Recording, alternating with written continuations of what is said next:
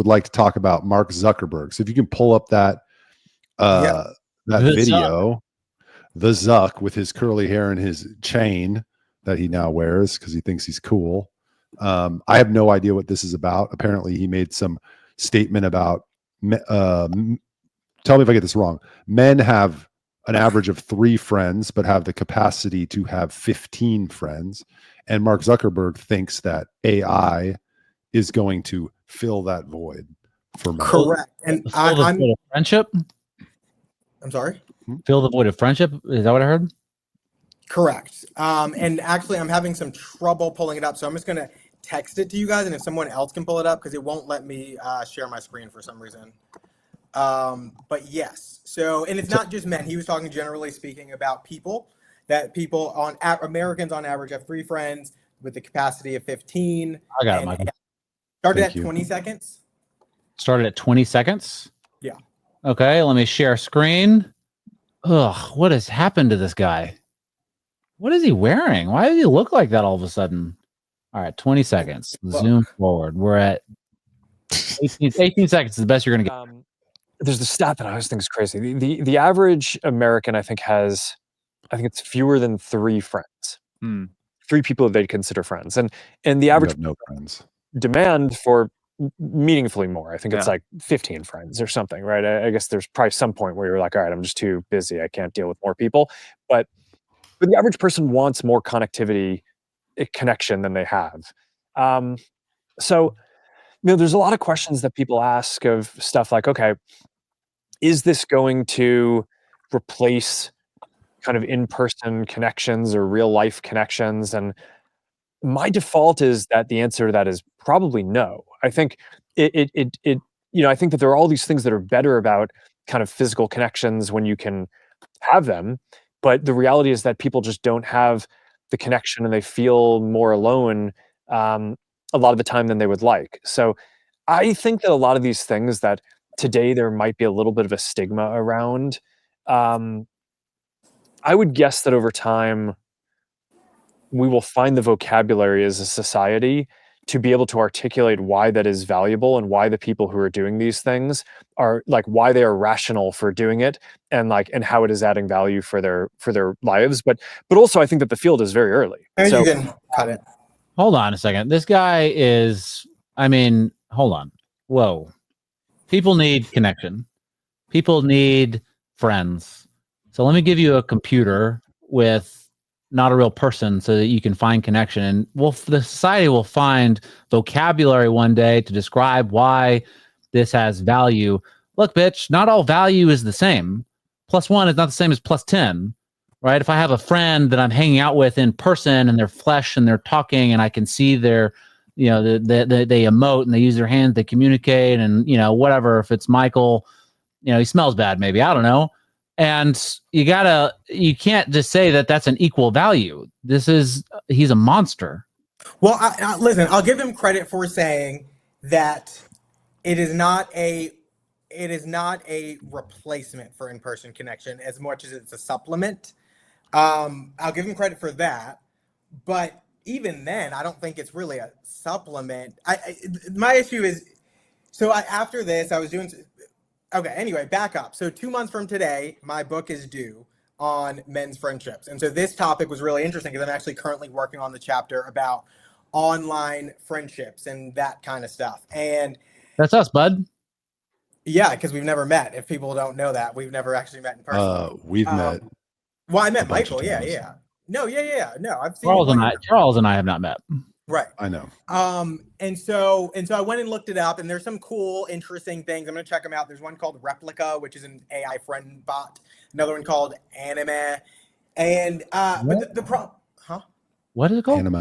Anima? That's an AI bot? It's an AI friend, yeah. And it goes in your butthole?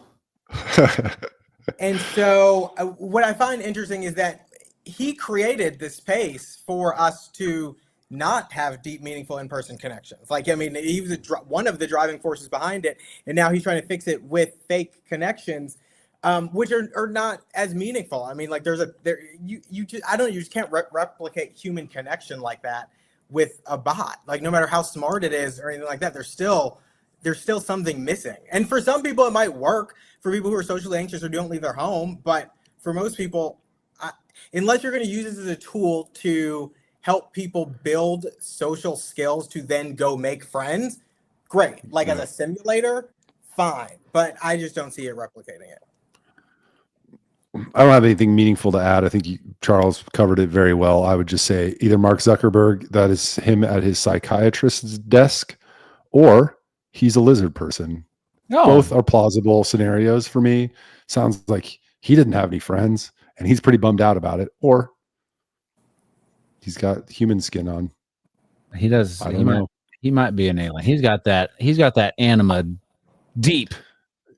Yeah, no, you can't replace it. We've seen the deteriorating effects of more technology in kids' hands and replacing social connection and friendships. And I think the science. I think the jury is out on that one.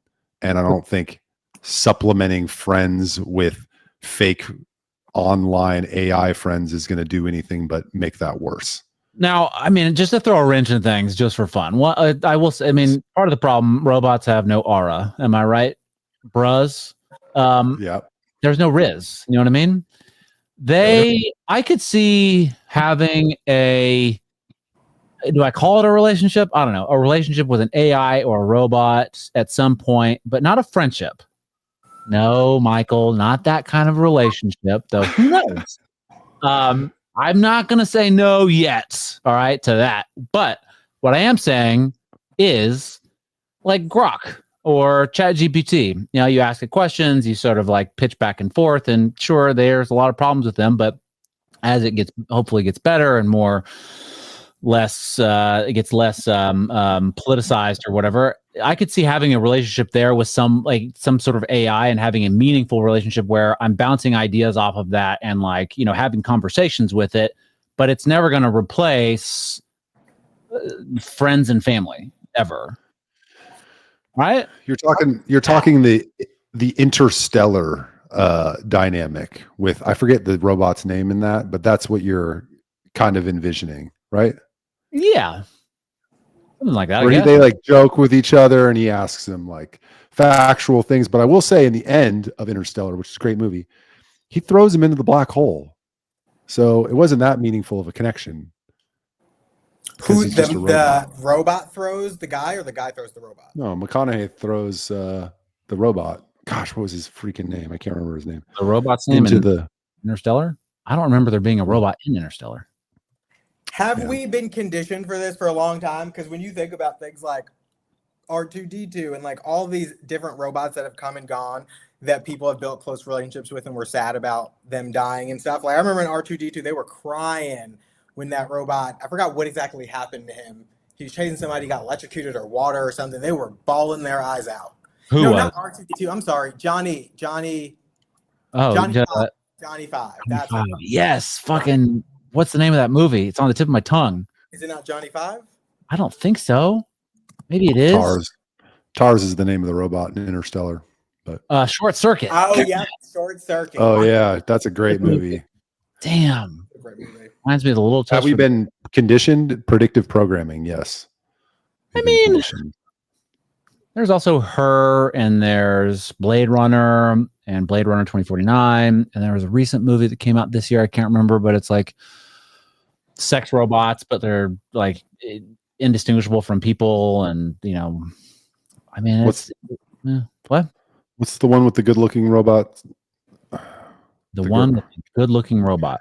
Yeah, the girl. Oh gosh. Hell yeah! Why? I didn't know you were into robots, brother. Hell yeah! And you were talking about me getting romantically involved. You guys want to go to another topic? We're running out of time. No, I just need to find this movie. I'm never going to find it. Hot robot in movie.